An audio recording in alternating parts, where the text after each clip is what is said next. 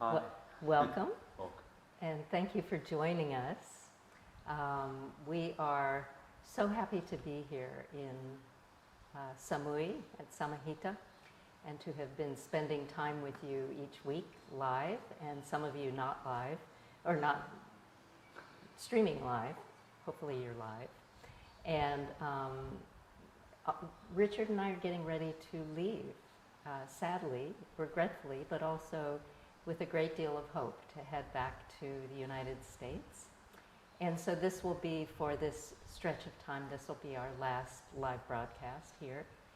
And we wanted to look at, we called it Now What, meaning we've all been through this incredible time together, starting back for some of us as early as the turn of the new year, and for many, many, many more, starting in March, February, something like that, where we've been hit with this coronavirus and the fallout from that, the lockdowns, the uncertainty, the anxieties, the financial difficulties, the spaciousness, the connections that we've made. So there have been these pros and cons and good things and bad things that have unfolded during this time. And we think back to the talks that we've done with you, where on that first talk we said, you know, put your feet firmly on the ground and really feel the connection through the earth all the way around the globe. We're in this together. And indeed, that is still and has always been the case. And it still and always does not make us feel that things are easy, because there is still and always uncertainty with this particular circumstance, but always in life. There are the uncertainties of, in fact, not knowing what the next moment will hold. And so what now really depends on finding out what is actually happening in this instant, in this moment, and happening around you as well as within you, within your mind, the thoughts, the feelings, like your emotions, and the sensations, like whatever you're feeling in your body. And that's the starting point for waking up to right now. And that's what these practices allow us to do. And towards the end of this talk, we will do a little bit of a sitting practice that emphasizes that. But we wanted to really look at some of the theory and the texts that, a couple of verses from the Yoga Sutra that lay the groundwork for how we can proceed from here. And we'll talk a little bit about the specifics of now, as well as what these really important verses mean in general, as well as for the present moment. So we hope that this will be a little bit of a send-off for you from us, as things that you can come back to when things get a little rough or things get too sort of boring. And that will happen one day. So, yeah. It can be rough. Yeah, that can be equally rough in certain ways.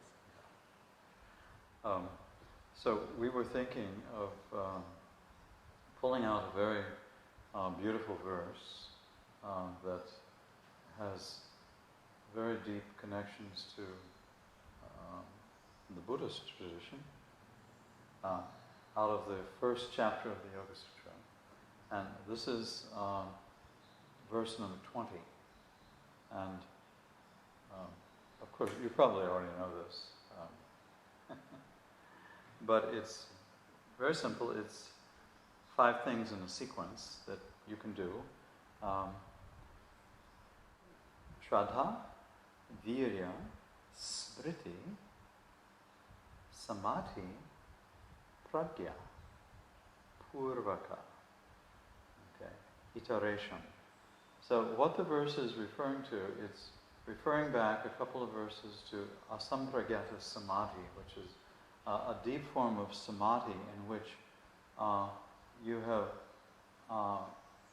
almost slipped into this samadhi without different specific props and forms. In other words, it's like, and this samadhi produces eventually wisdom and liberation. And then the next verse is very funny, and it says, if you don't have a body, your videha, which would mean that you've lost your body, that's called have died, or if you're prakriti vilaya, if your subtle body has already dissolved into mula prakriti, and they say this is what happens mythologically when the entire universe is going through its large cycles. Those beings who are not completely enlightened, yet they go through this moment where there's no awareness of anything on their part. It's like a kind of sleep. And their subtle body dissolves into mula prakriti. And it says, if you're not one of these two people, or maybe it would be the same. In other words, if you still have a body, in other words, iteresham, you either automatically have slid into this state, in which case you will be reborn at the beginning of the next kalpa. Purvaka, then your asampragyata samadhi, that very deep samadhi, which you get flashes of, you're going to have to, first of all, go back to practice. And so there are 5 practices here. Shraddha, Virya, Smriti, Samadhi, and Prajna. And so and that's what we're doing. In a sense, we were joking about it earlier this morning. There is this feeling in the living body that we've all had, like, when you're the asampragyata samadhi, where you don't have an object, you don't have something that you are really focusing on that triggers it. And you feel this interpenetration of everything.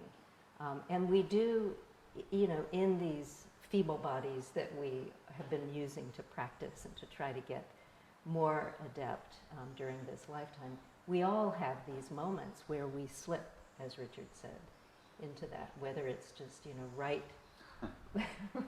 Yeah, I do it many evenings when we're watching Netflix or something.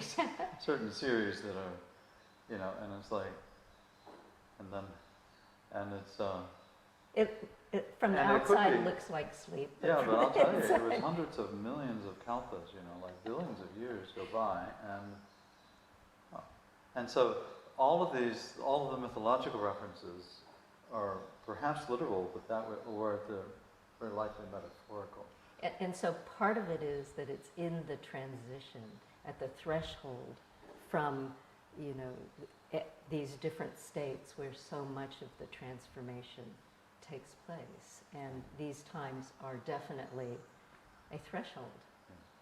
And so the first practice is Shraddha, which Shraddha means, it's often translated as faith, which is sometimes the ego professing to believe something where it isn't really sure, but it's faking it. But that isn't what is actually meant by Shraddha in the deeper yoga. Shraddha is the ability, it is complete trust and the ability to enter asampragyatas where there's no, you don't know. In other words, but you're somehow with that which is totally essential. You're having this direct experience without having to reduce it to any kind of chain of theories or beliefs. So we've talked about that, like just you say, in the Gita, Krishna says, I am the sacred fragrance of the earth. And then you're not supposed to be smelling earth and then thinking, earth is, and you go through some mental chain. Oh, that comes from the big guy, or the big lady in the sky. No, it's like the actual experience that is the whole thing. And so Shraddha has the ability to not needing actually to be able to not know and to be not totally, name. And to not name. Not name. And so trust really has a foundational quality to it of feeling comfortable within your own visceral experience, to the point that whatever it is that arises, you see it fully, rather than trying to evaluate it, see if it's healthy or not healthy, safe or not safe, that you have this visceral connection, so the gut feeling of truth, of spaciousness, of tenderness that we all can drop into if we wake up. And so it's this real visceral part of being human, and it requires a sort of sense of being trustworthy. In other words, that you're not grasping onto things, that you are not, you don't have ulterior motives. You're just there, awake. Yeah, but beginning level of practice, it's more or less trust in just an intuition that overall everything is joyous, or trusting in groups of teachers or cultures or people that or the Ishtadevata, just trusting. And then from that trust, virya, which whenever you hear the word virya, your posture should improve, because it means courage. And so, but it's courage that comes from in the heart rather than courage that comes from kind of fanaticism. And that way, you're ready to allow action to occur that is appropriate, which is totally dependent on circumstances. And so, virya. And then with that courage, here then smriti is the next practice. And smriti, usually translated as memory, is not memory in what I'm trying to remember, the good old days or something, or I wish I could remember the good old days. But that is what is meant. It means to remember the raw material, which is that which was arising primarily in the form of prana pattern, or the direct experience patterns, without it being stolen away by storylines. So in other words, and so therefore, it should be translated as mindfulness. And in fact, that's the traditional way it's interpreted. So smriti, or sati, means mindfulness. And so you're going back to the actual, what we would say, non-reduced or raw material of the experience, and not letting it be stolen away by, the creative history-making or story-making that the ego wants to have. So smriti, and that's practice. All different types of practice are basically smriti practice. And from smriti, you get samadhi, which a lot of people get all excited about. Oh, that's the goal, but not in the language of the yoga. Samadhi is the ability to really look or experience directly in which the content of the mind is perceived as svabhava shunyam in yoga, or empty of separate self. And so you're just experiencing without the mind going off, reducing it to something else, or then fitting it in. And so samadhi is the main tool, rather than the goal, it's the tool. And then once you have samadhi, then you haven't even started. That's like, okay, we just gave you your walking staff, and now there are the mountains, go up and hike. So with the samadhi, then you're supposed to go everywhere. You know, big and small and medium and in all the different levels of experience, you take that samadhi. And so that's at least a gazillion years worth of practice. So you now have the main tool. And from that samadhi, you get pragya, which is wisdom or insight. And pragya, again, is that kind of foreknowledge where you see you're having direct experience of reality, basically. You have the buddhi or the intelligence is fully awake, and you're able to see or have this direct experience of reality. And like so many things in the Yoga Sutra, when you get lost with the chain of it, you can go back to this verse, and the smriti becomes this sort of central part of it, so that when you are not feeling quite so filled with wisdom or samadhi, then the step right before it to practice mindfully, whatever it is, if you're washing the dishes, you know, so that Thich Nhat Hanh's idea of, you know, I step and I know that I am taking a step. I breathe in and I know that I'm breathing in. This is the practice that precedes and that becomes this sort of catalyst for reminding us of our route into the present moment, particularly, you know, in times that are uncertain. Yeah, so in the practices, you're not making a goal out of these things, but you're just like noticing what happens, noticing what is arising. And so we're always getting back down to the present, what's actually arising in the present moment, getting back down to it. Mm-hmm. So that's one phase that you can work with that, you know, really could be helpful, is to just keep coming back to recognizing, and we've talked often about the processes of things, the wave patterns of things, and the wave patterns in this case of, you know, having insight and then it fading and then coming back through this, you know, these practices, and becoming comfortable.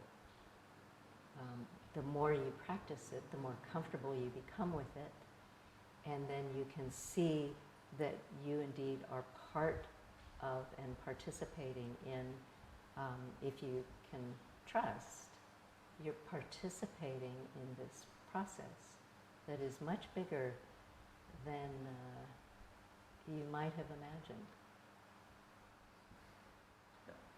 Yeah. Well, there's another verse we thought was equally, but it's a slightly different approach. It's nice to get different approaches. That's why it's nice to communicate with other people or other creatures, and then other traditions and other cultures. That's like really where it's at. In chapter 2, the verse 32 describes what the Niyamas are. And so remember, the Ashtanga, or the Eightfold Path, starts with Yama, the first of which is ahimsa, or nonviolence, and then truthfulness and so on. But then the next one, Niyamas, are considered, you know, personal discipline practices, and they're also nice.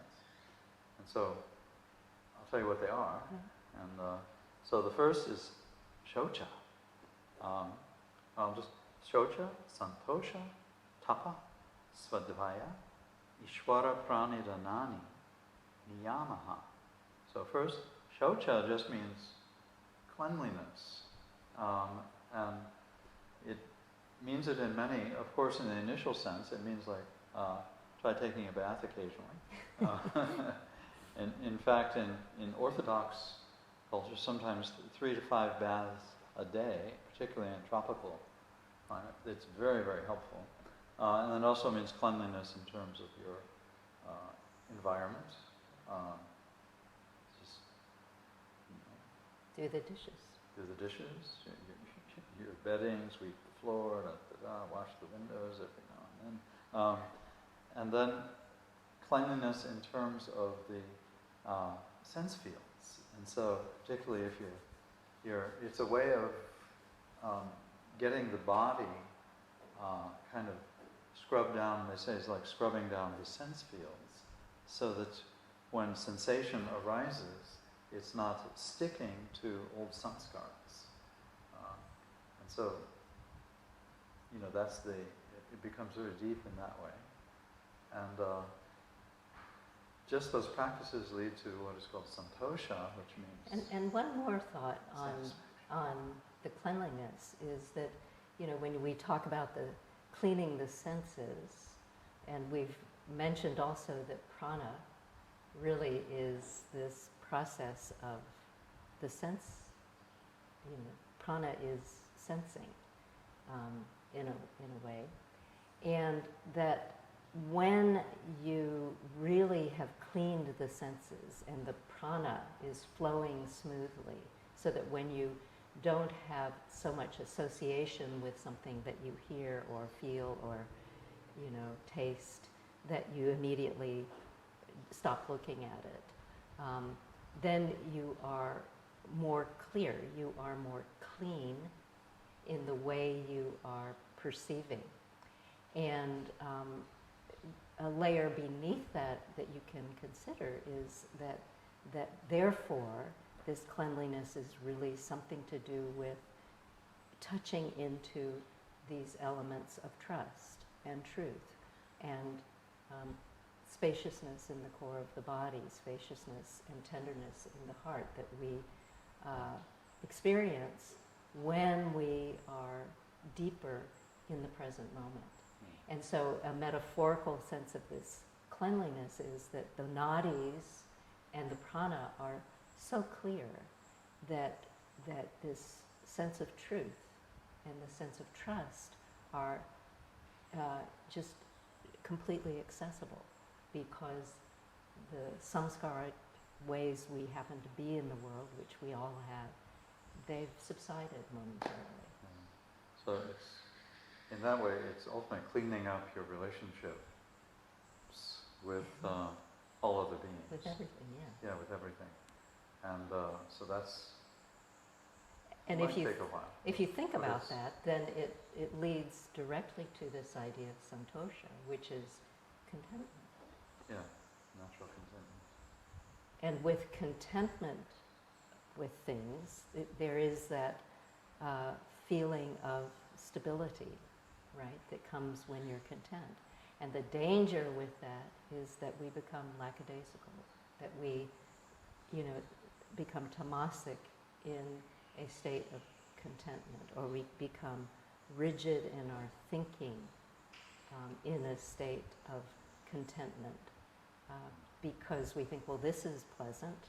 How did I get here? And I'm just going to do whatever it was, wear those same clothes. Yeah.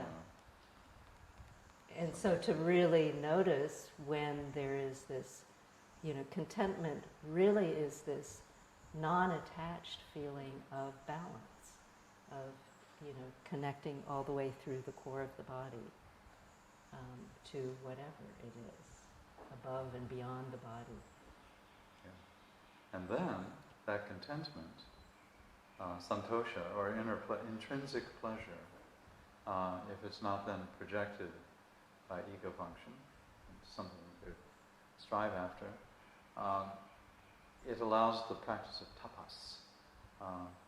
And tapas is often translated as penance, which is not good, or austerity,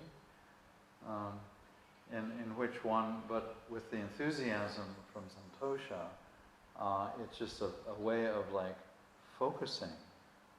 That's the real stage of yoga practice, where I'm just going to try this out. And so it's almost like you're taking all of the tendencies of mind to really empower a particular space or a particular set of practices, and then and it's often considered burning, but it's a kind of pleasant burning, hopefully. Tapas can be done in ways that aren't very healthy. And tapas eventually the meaning of tapas changes to shining. And so once the fire of the practice, and then you shine. Okay. And so it's sort of an alchemical experience in a sense, where we take all this stuff and put great intention and heat on it, and then gold appears. Yeah, in which in tapas the mind no longer is projecting outwards anything outside of the sacred space that is the chosen container of the universe and all. The mind, and if you notice the mind projecting, it's drawn back into the sacred space, and that's difficult at first, and that creates the heat. It's the cessation of projection. It's closing the alchemical container so that you can do some cooking. And then, the result of that, traditionally, if you know the word hala hala, or the poison of samsara, is like your face, you get this visceral experience of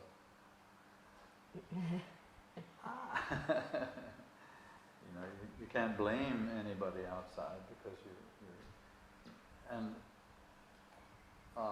then there's svadvaya, which means literally means self-study or self-contemplation. Which doesn't mean just going to the mirror again.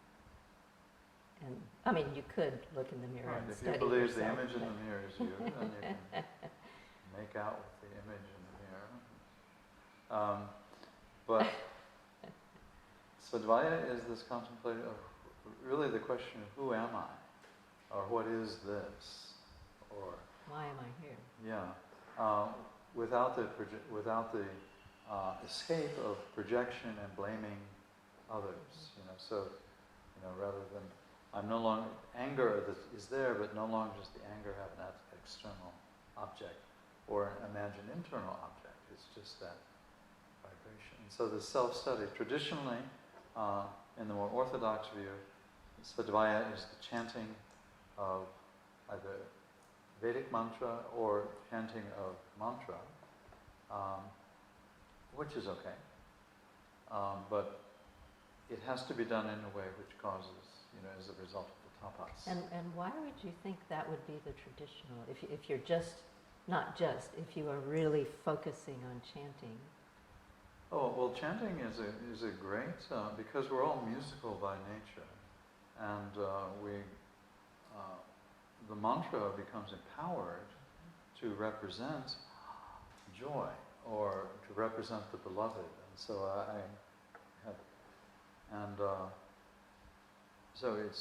And so whenever I say a certain word or group of words, I'm like thinking, that's the beloved, which is fine. Make the fundamentalist thing that, and that is the only name of the beloved. And so I will now force all beings to accept my particular, they must chant my mantra, and their mantras are all bad. Okay. And so this is the result of non-communication with other traditions and other yogis or like that. And so svadvaya it's very powerful. Mm-hmm. From it comes Ishvara Pranidhana. And this is a very interesting term. That means complete surrender or placing down before or offering. Not surrender in the being defeated sense, but surrender in the exposing of everything to the beloved. So Ishvara means the beloved one. Okay, often represented as a being who is ultimately the guru of gurus, who is beyond time, is not necessarily a theistically strong deity, but is much deeper, more the true beloved. And this is a being who is free, and so therefore has no agenda. They don't need anything. They're not manipulating you. controlling you, making you join a cult, exploiting you, stealing your passwords and credit card numbers. So Ishvara is truly the beloved. And this is also within the Buddhist tradition. The Buddha is treated as Ishvara, or the beloved. And so it is the great teacher of teachers who happens to live in your heart. And it is the exposing or the placing down of all of the content of experience on the altar, metaphor, of just pure awareness. And so, Ishvara Pranidhana. And as we kind of let that idea sink in,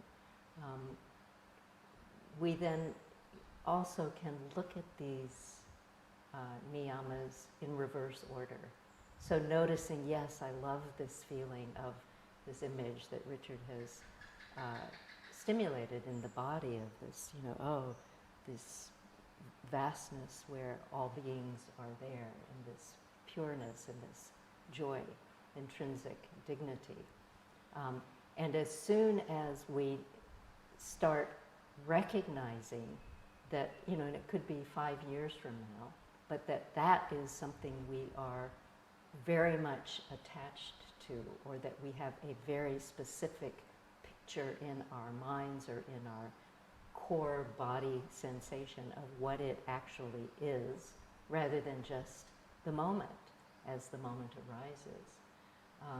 That we backtrack, we then look again. We have the svadvaya where and that's such an important aspect of the practice, is this idea of self-study, where we look again, and we've said this in other talks recently too, where the practice of looking again at what is before us, but also looking again at what we are thinking, what we are sensing, what we are emoting, and looking again at our conclusions, not meaning, oh, well, let me look again and make sure they're solid, but looking again by having laid them down to just let them either resurface as we imagine them to be, which sometimes happens, or to sort of morph and dissolve or change and then come back in a different form, and then we set them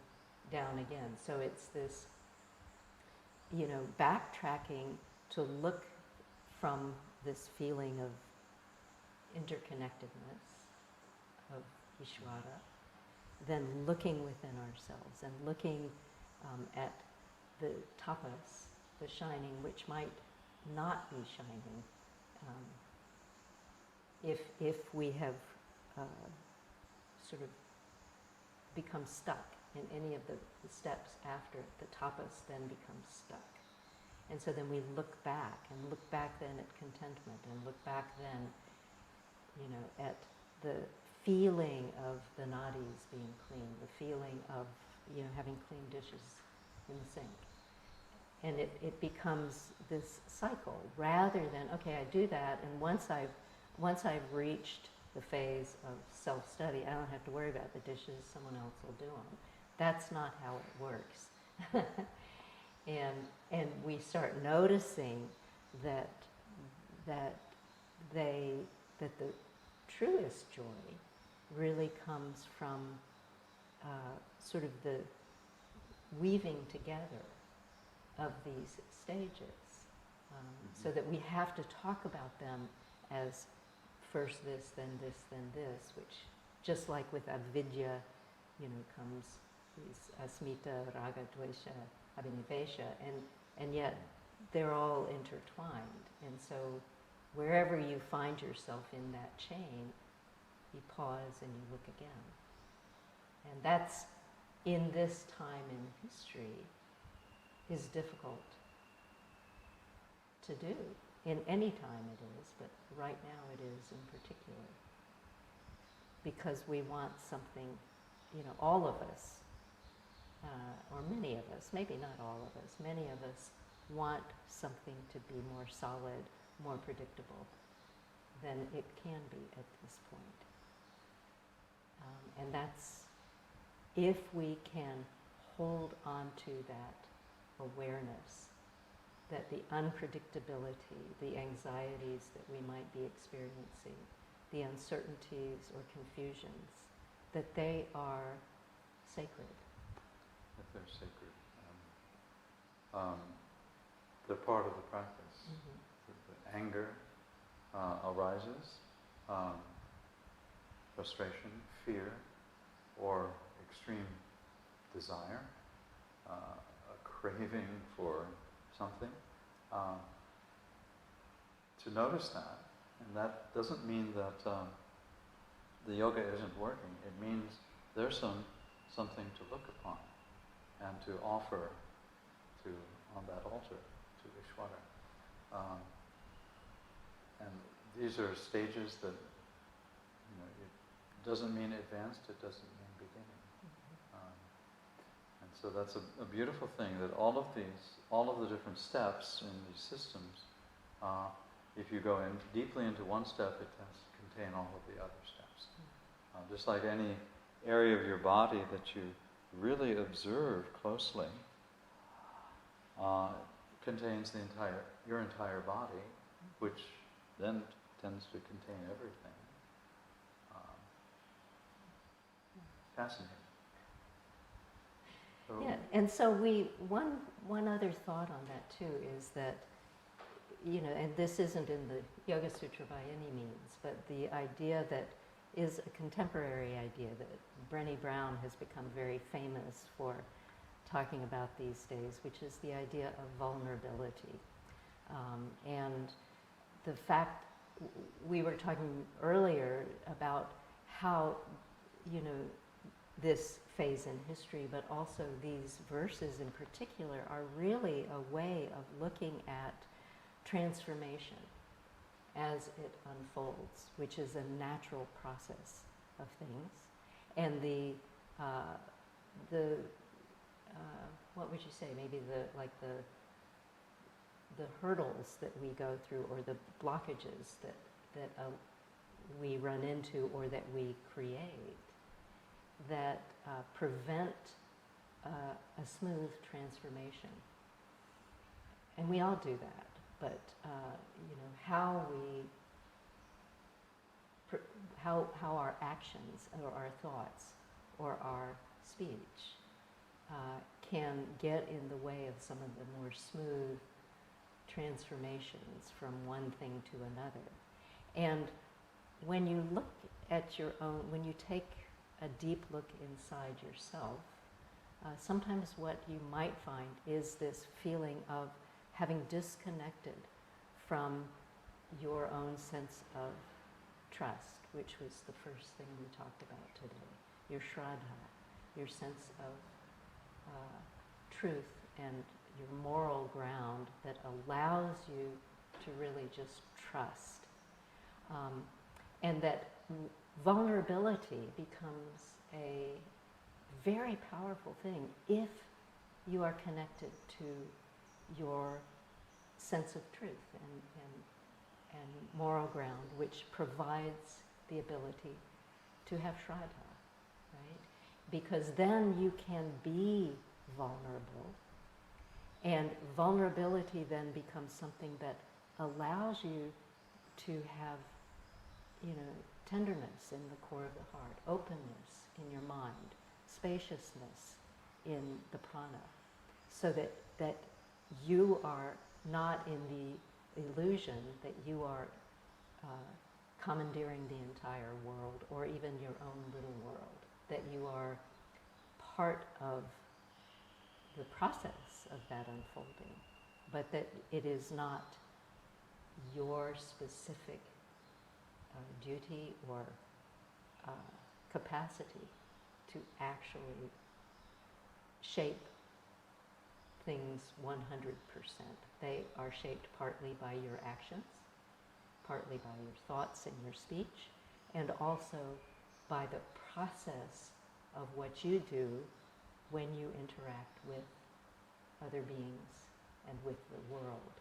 And so if you can really relish the feeling of vulnerability, which you can only do if you can trust, then the changes that happen can be far more positive and far more powerful, I think, than if you are closed off and in your own little afraid, angry, anxious world. And so then again you think, well, how am I supposed to do that?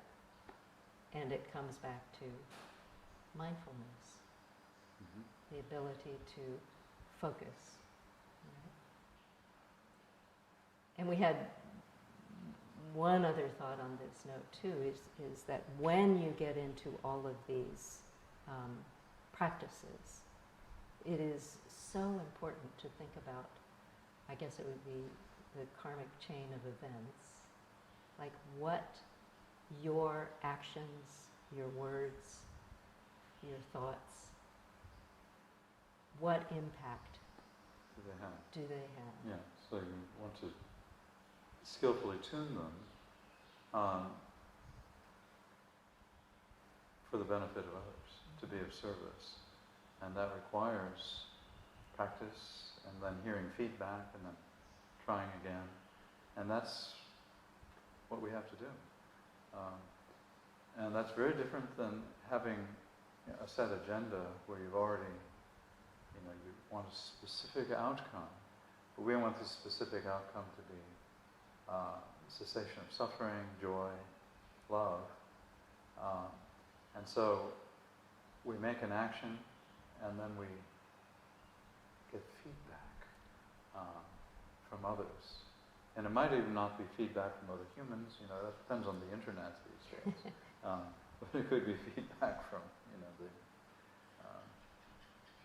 creatures around your house, but you get feedback. And that way without attachment, so if you were wrong in your action, you didn't do a skillful job, with the feedback, then you can improve it. And then you discover in other beings also that same intention. And that is what actually allows, suffering to go away. You discover in other beings. And it's what allows, what might be fear to transform into a sense of vulnerability supported by trust. And so fear is really stuck, and we can get stuck in our fears. But fear's not dependent and actually very separate from a feeling of shraddha.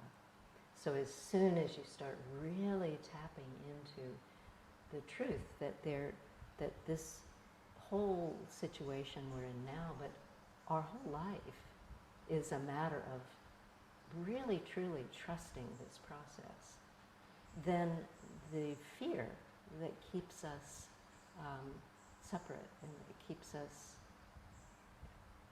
suffering and keeps others suffering, that has no place. And so not to confuse the idea of vulnerability,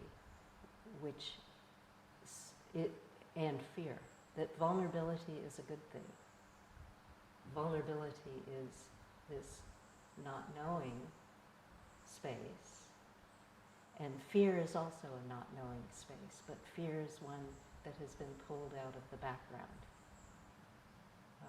as opposed to vulnerability. And so when you find yourself overwhelmed, whether it's due to the Black Lives Matter situation around the world, the coronavirus situation around the world, the ongoing,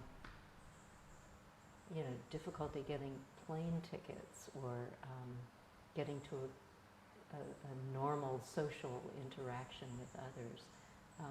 Those are all things that start to dissolve if you can really sink into the feeling of trust and vulnerability and communication. And so we wanted to give you a short practice. We hope that as you continue in the next few months, and we'll be doing stuff, we may be communicating about how might we contribute here even if we're not here. We'll see if that's even a possibility. But we'll continue to do stuff. There's going to be lots of stuff here at Samahita to support you. And we really, want us all to remember that we're in this together. And that what will keep bringing us back is this honing of the skill of focused attention. It's been shown in neuroscience studies that when we have focused attention, that our resiliency is far more healthy than when the attention is not focused. In other words, long-time meditators have resiliency at levels much better than people who don't meditate. So when you can't think of what to do, you don't know what to do, there are two suggestions, and we'll do this little practice that this is one of the suggestions. And you can start to just say, well, I'm not sure what to do, let me try to practice that skill of focusing attention. And the other thing, if you think, what was it I was supposed to do? I was supposed to concentrate or something like that. And you can't even remember that. Please remember that if you can't remember what to do, just be nice. And if you can remember to be nice, then the person or the people or the environment you're in will return that favor. And then it's an ongoing process. So be nice and/or let's do some simple meditation. So what we're going to do is find a comfortable seat, and you know how to do that. And I'm going to ring the bell at the beginning of this practice, and I will also ring the bell a couple of times during the practice. And then I will ring it 3 times in a row at the end. And I will invite the bell to ring, rather than just demand that the bell ring. And the reason I'm going to invite the sound a couple of times during the practice is, as we all know, we're going to focus on the sensation of breath. And the mind will wander.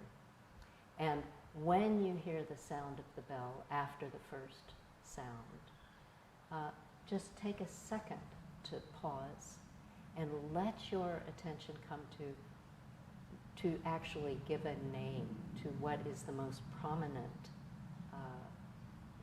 thing in your awareness, be it thinking, so if a thought is there, or a physical sensation, a pain in your knee, a dryness in your mouth, or a feeling, which in a way is a combination of sensation and thinking.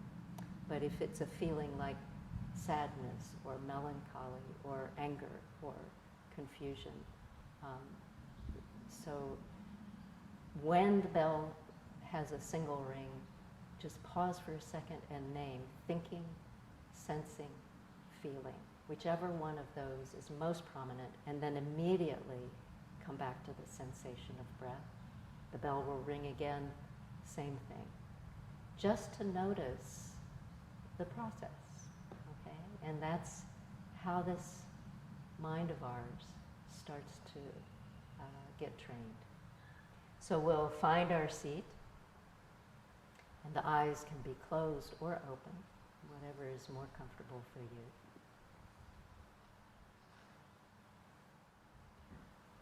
Dropping into the feeling of support from beneath,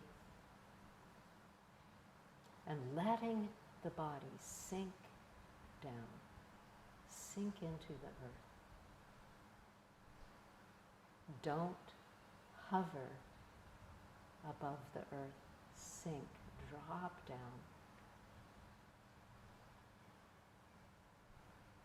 Notice the sensation of the spine. taking its natural curves up out of the pelvis. Core of the heart floating, sitting bones heavy. Softening the shoulders.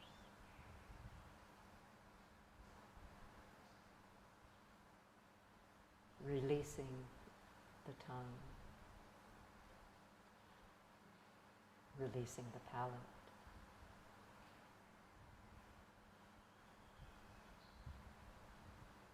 Noticing the sensation of breath.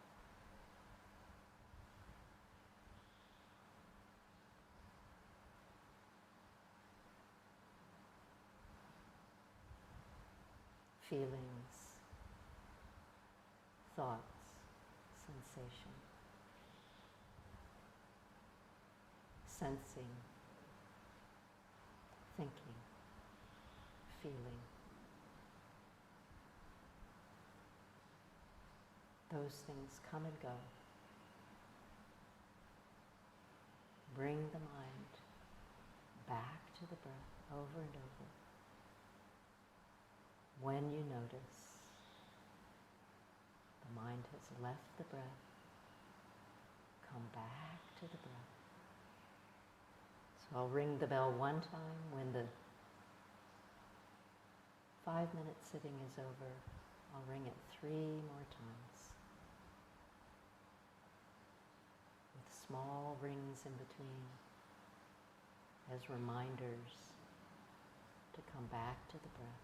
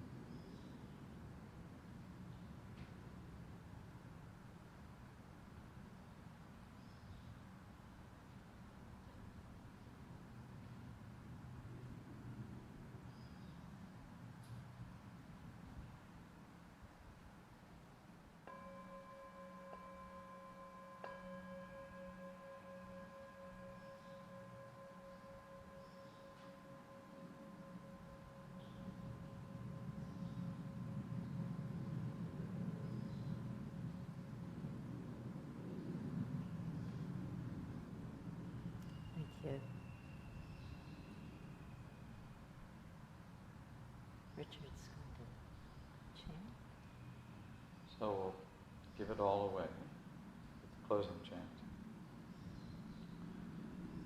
Om Swasti Prajabhya Paripalayantam Nayena Margena Mahim Mahesha Go Brahmanebhya Shubham Astu Nityam Loka Samasta Sukhino Bhavantu. Om Shanti Shanti Shanti.